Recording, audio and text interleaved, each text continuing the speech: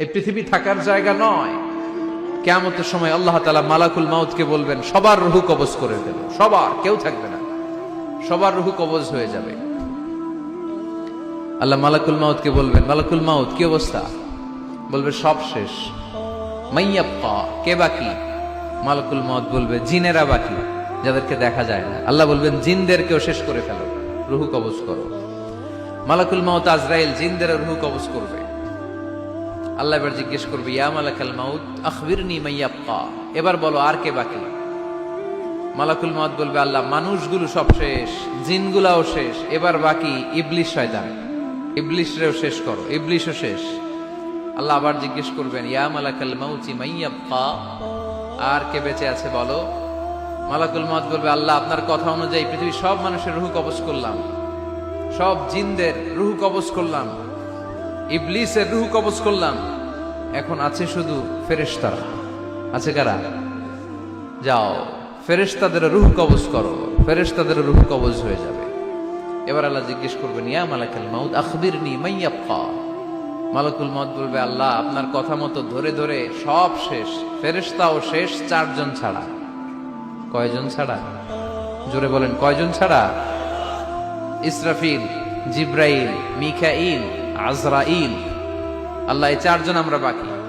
আল্লাহ বলবে, যাও ইযহাব ইনতালিক ইলা জিবরিল ওয়াকবাদ রূহা, জিব্রাইলের রূহ কবজ করো। ইযহাব ইলা ইসরাফিল ওয়াকবাদ রূহা, ইসরাফিলের রূহ কবজ করো। ইযহাব ইলা মিকাইল ওয়াকবাদ রূহা, রূহ কবজ করো। ওই 3 ফেরেশতাও শেষ। এবার আল্লাহ তাআলা জিজ্ঞেস করবেন, ইয়া মালাকাল মাউত আখবিরনি মাইয়াবকা, হে মালাকুল মাউত আর কে বাকি আছে বলো। মালাকুল মাউত বলবে, আল্লাহ আপনার কথা মতো মানুষগুলো শেষ, জিনগুলো শেষ, ইবলিশ শেষ, আমার বাকি 3 ভাই ইসরাফিল, মিকাইল, জিব্রাইলও শেষ, শুধু আমি, শুধু আমি।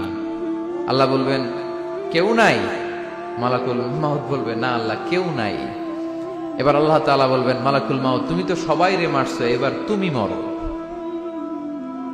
এবার তুমি মরো, তুমি মরো।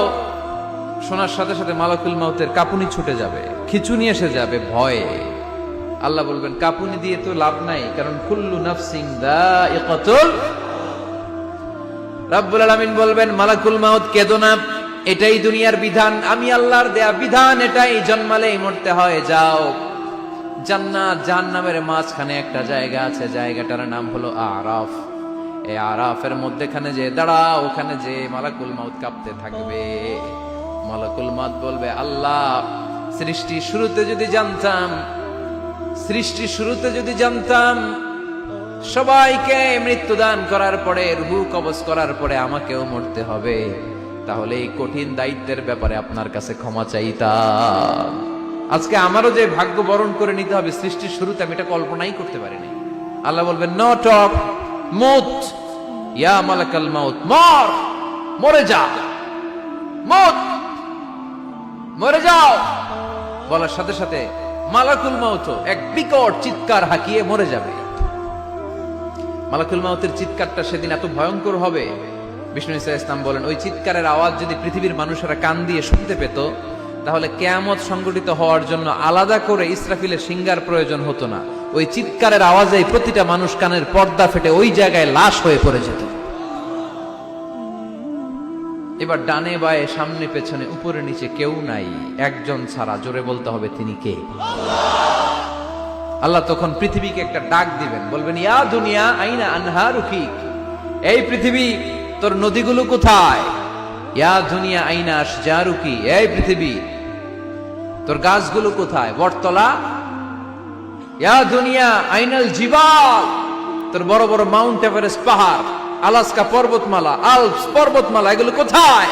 তুর পাহাড় আজকে কোথায়? ইয়া দুনিয়া আইনাল মুলুক, রাজা বাদশারা কোথায়, যারা ক্ষমতার দাপটে পা জমিনে ফেলতে চাইতো না? আইনাল জাবাবেরা, অত্যাচারী স্বৈর শাসকগুলো আজকে কোথায়? কোথায় আজকে? কোনো আওয়াজ নাই। আল্লাহ তখন হুঙ্কার দিয়ে বলবেন, লিমানিল মুলকুল ইয়াউম, who belongs the kingdom today. Allah চিৎকার দিয়ে বলবেন, আজকে ক্ষমতা কার? আওয়াজ করে বলেন, সেদিন ক্ষমতা কার?